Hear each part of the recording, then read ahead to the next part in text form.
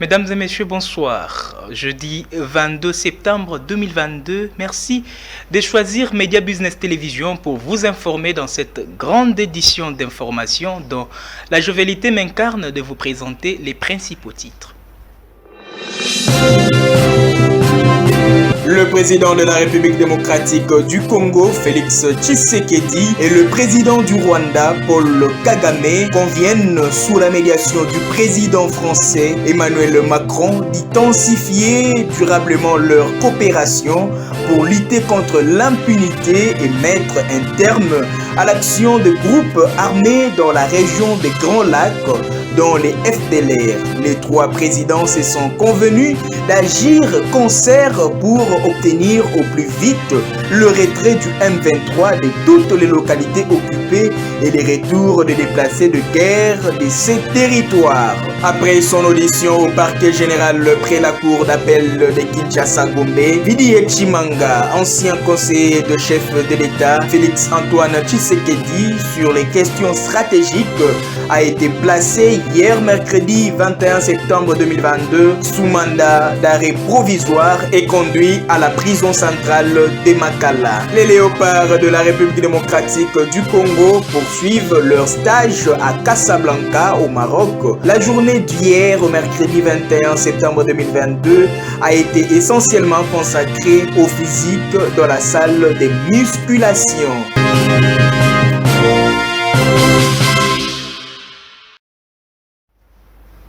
Merci de choisir Media Business Télévision. Si vous nous rejoignez dans cette grande édition d'information, mesdames et messieurs, bienvenue. Ouvrons-la par cette nouvelle. Le président de la République démocratique du Congo, Félix Antoine Tshisekedi Tshilombo, et le président du Rwanda, Paul Kagame, conviennent, sous la médiation du président français Emmanuel Macron, d'intensifier durablement leur coopération pour lutter contre l'impunité et mettre un terme à l'action de groupes armés dans la région des Grands Lacs, dont les FDLR.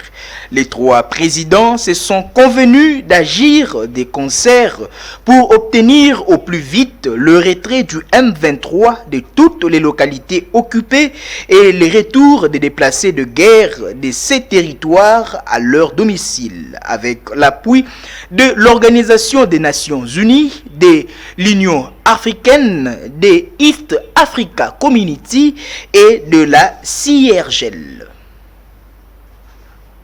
Le chef de la délégation de l'Union européenne en République démocratique du Congo, M. Jean-Marc Châtaignier, effectue du 21 septembre au 23 septembre 2022 une visite de travail à Bandundu-Ville dans la province du Kwilu. Elie Monzo nous fait le point. Les stratégies et perspectives de développement de la province seront au cœur de ces échanges avec les autorités provinciales ainsi que les acteurs locaux de développement dans son agenda. Ambassadeur de l'Union européenne a tant évoqué avec les gouverneurs de province la situation sécuritaire du Kwilu. La province fait face à un afflux de déplacés fuyant les atrocités provoquées par les conflits ethniques Tekeyaka à Kwamut dans la province voisine de Mai-Ndombe avec la société civile et les organisations non gouvernementales. Mesdames et messieurs, après son audition au parquet général près la cour d'appel de Kinshasa-Gombe, Vidiye Chimanga, ancien conseiller spécial du chef de l'État Félix Tshisekedi en matière stratégique, a été placé hier, mercredi 21 septembre 2022, sous mandat d'arrêt provisoire et conduit à la prison centrale de Makala. Elie Monzo nous en dit plus. Le parquet poursuit cet ancien conseiller, chef de l'État, de proposer ses services auprès des pseudo-investisseurs pour l'acquisition de licences minières en RDC Il a été relayé par des vidéos diffusées dans les réseaux sociaux. Il a été filmé en cachette selon des sources judiciaires. Vidier a été enquêté sur deux faits constitutifs des préventions de corruption présumées. Dans leur discussion avec le pseudo-investisseur, il a décrit comment il pourrait cacher sa part derrière les mandataires et les sociétés offshore. Entre-temps, l'infortuné calme son innocence en parlant d'un grossier montage et des calomnies qui ont porté atteinte à sa dignité et celle du chef de l'État. Débuté à 11h, audition de Chimanga Vidier s'est achevée jusqu'à tard dans la soirée. Il a été embarqué dans la Jeep avec sa dignité et conduit à Makala. Les forces armées de la République démocratique du Congo sensibilisent la population du Grand Bandundu à la paix et lancent un message à la communauté Yaka et Teke à se calmer et avoir un esprit de cohabitation. C'était lors de la campagne de sensibilisation de la Journée mondiale de la paix qui est commémorée chaque 21 septembre. Chers compatriotes Yaka et Teke, ne collaborez pas avec les ennemis de la paix qui détruisent nos villes, violent nos femmes, nos sœurs et nos mères, tuent et provoquent les déplacements de nos populations. Séparez-vous d'eux, ils ont l'obligation de quitter le Kwamut. Fudie, bapangi bamene bayaka. Kitweka file kitweka nwanina. Betu ye bateke twene kima kimosi. Twene bapangi. Bateke ye betu twene kima kimosi. Tukatula kayengo mukatili betu. Tukala ko kimosi. Ye basuta ba betu ba FARDC, ye ba police musatu nkula mbele. Nzenze katuhuni. Aux confessions religieuses, distingués ministres dédiés, prêcher la paix, l'amour du pays et du prochain, c'est améliorer le vécu quotidien de tous. Les Teke, les Yaka, tous, nous sommes de frères. Les FARDC, la police nationale et les services spéciaux sont à votre service et s'appuient sur vous pour la restauration de la paix dans le Grand Bandundu. On a bandeko baso ya Grand Bandundu, ozala moteke, ozala moyaka. Biso baso toza tata moko mama moko. Likambo kokabola mboka wana ezali te. Tozo senga na bino, ata ozali na mai, ata ozana biloka kolia. Kopesa monguna te. Bimisa bango polele na miso FARDC ya police nationale congolaise, pote kimia solo solo et monana. Aux jeunes du Grand Bandundu, désolidarisez-vous des groupes des inciviques. Dénoncez leur réseau. Quittez les mouvements associatifs de pression en connivence avec les ennemis de la paix. Accueillez votre armée avec toute joie. Exaltez le nationalisme et le patriotisme dans vos activités. Cultivez la paix, se assurer l'avenir. Soyez vigilants, la défense de la nation est l'affaire de tous. Grand Bandundu. On vija ibana benu dinanga jaditu. Lama idinanga jaditu mumbanza yene na mumeku enu. Sonsola ibana benu. Bwakwepuka bena lukuna ambila ibana benu bumbuke mubisumbubya benzafi ikala ipa mona majinda ditunga londa yizilewa ditalala bwalu. Mesdames et messieurs, les propos tenus par le secrétaire général de l'Organisation des Nations Unies, Antonio Guterres, dans une interview accordée à France 24 et à Radio France Internationale RFI en sigle, dans une situation sécuritaire de l'Est de la RDC, ne laisse pas indifférent la société civile congolaise. Elle déclare que Antonio Guterres aurait dû appeler les chats par son nom. Il vient d'enterrer la MONUSCO aux yeux de tous et veulent par ailleurs que la République démocratique du Congo rompe son accord avec la MONUSCO. Les propos recueillis par Plamedi Toumba. Mon opinion concernant les discours récents du secrétaire général de l'ONU, je pense que c'est un discours irresponsable et aussi hypocrite. Parce que le fait de dire que les Nations Unies n'ont pas assez de moyens pour faire face au M23, alors que les Nations Unies existent depuis très longtemps premièrement, et je pense que c'est un faux fuyant, c'est tout simplement un discours qui ne cadre pas avec la réalité, parce que la réalité ou la vérité est ailleurs.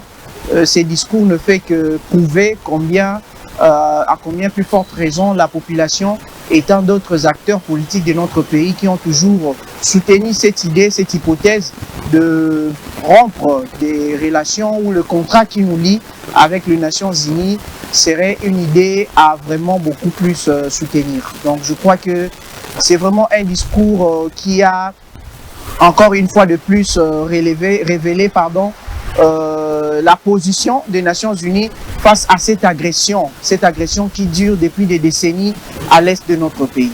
Et cette position n'est pas en faveur de notre population, moins encore de la République démocratique du Congo. Le gouvernement de la République démocratique du Congo a avancé le premier pas avec le financement pour la première tranche des projets sociaux et économiques à impact visible en faveur des populations locales à travers les 48 diocèses de la République démocratique du Congo.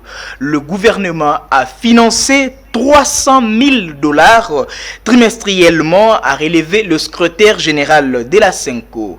Le protocole d'accord signé entre les deux parties est pour d'une durée expérimentale d'une année à dater du mois de septembre 2022.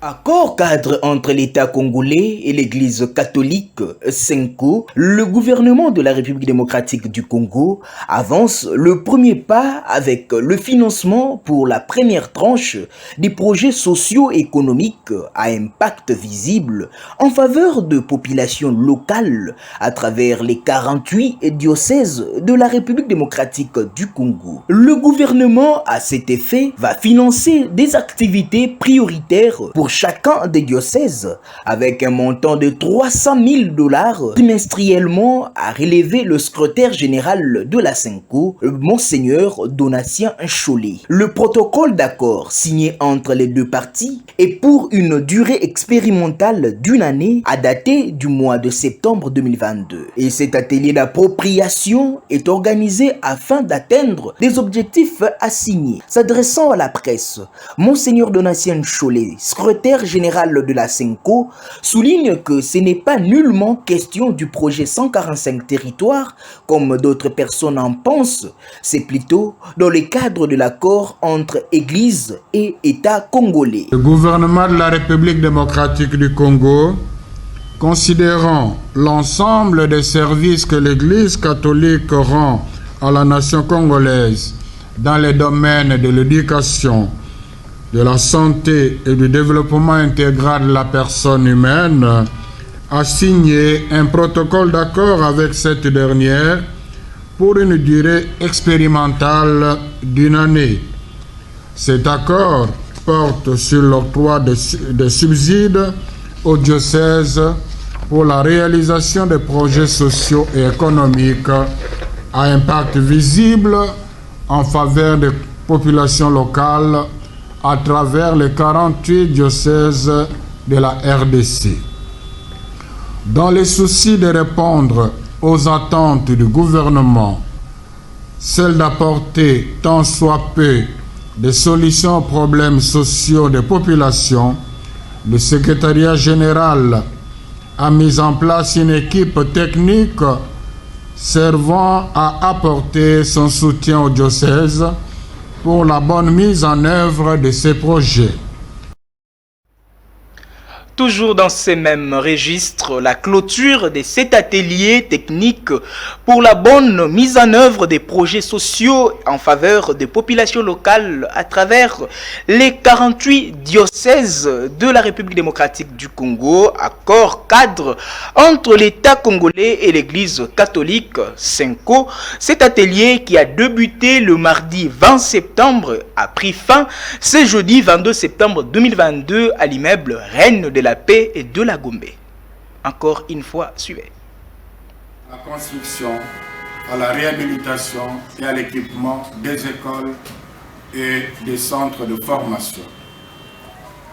28 projets pour la construction, la réhabilitation et l'équipement des centres hospitaliers. 9 projets pour l'approvisionnement en eau potable et 4 projets pour l'autonomisation des ménages dans les milieux ruraux. vous comprenez que cet argent ne sera pas utilisé pour le fonctionnement des diocèses. Cet argent n'est pas l'argent de poche donné aux évêques pour, soi-disant, le corrompre, comme certains parmi vous de mauvaise foi ont écrit ou relayé. Tout montre ici que c'est le peuple congolais qui est servi à travers l'Église, et c'est la mission de l'Église d'être au service de l'homme, pour que l'homme vive de façon plus digne. Alors, le premier intervenant, la concurrence entre les projets qui vont être réalisés par dans le diocèse et le projet des 45 territoires. Bien au contraire, il y a complémentarité parce que, ce que sache, le projet des 145 territoires vise aussi l'amélioration des conditions de vie. Alors, le souhait de la SENCO, c'est de voir le projet réussir, le pas de 147 territoires, ainsi que le projet de diocèse aussi réussir. Donc, il y a complémentarité, il n'y a pas concurrence. Oui, peut-être par rapport à un aspect sur le terrain, à de certains endroits, on va construire beaucoup de choses à la fois, il y aura peu de matériel, alors nos équipes sont préparées à savoir prendre des dispositions pour ne pas être pris de court. En page sport, les léopards seniors de la République démocratique du Congo poursuivent leur stage à Casablanca au Maroc. La journée d'hier, mercredi 21 septembre 2022, a été essentiellement consacrée aux exercices physiques dans la salle de musculation, tout en envisageant le match amical qui sera livré le vendredi 23 septembre 2022. Elie Monzo.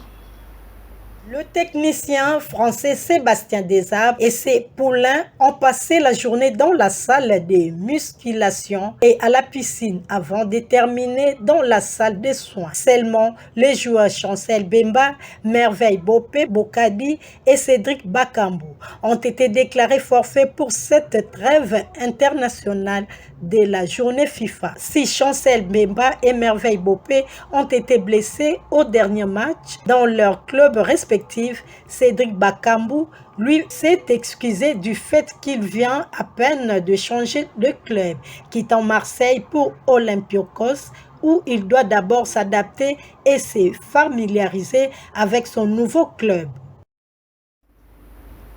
Mesdames et messieurs, place au rappel de principaux titres. Le président de la République démocratique du Congo, Félix Tshisekedi, et le président du Rwanda, Paul Kagame, conviennent, sous la médiation du président français Emmanuel Macron, d'intensifier durablement leur coopération pour lutter contre l'impunité et mettre un terme à l'action de groupes armés dans la région des Grands Lacs, dont les FDLR. Les trois présidents se sont convenus d'agir concert pour obtenir au plus vite le retrait du M23 de toutes les localités occupées et le retour des déplacés de guerre de ces territoires. Après son audition au parquet général près la cour d'appel de Kinshasa-Gombe, Vidi Chimanga, ancien conseiller de chef de l'État, Félix Antoine Tshisekedi, sur les questions stratégiques, a été placé hier mercredi 21 septembre 2022 sous mandat d'arrêt provisoire et conduit à la prison centrale de Makala. Les léopards de la République démocratique du Congo poursuivent leur stage à Casablanca au Maroc. La journée d'hier au mercredi 21 septembre 2022 a été essentiellement consacrée au physique dans la salle de musculation.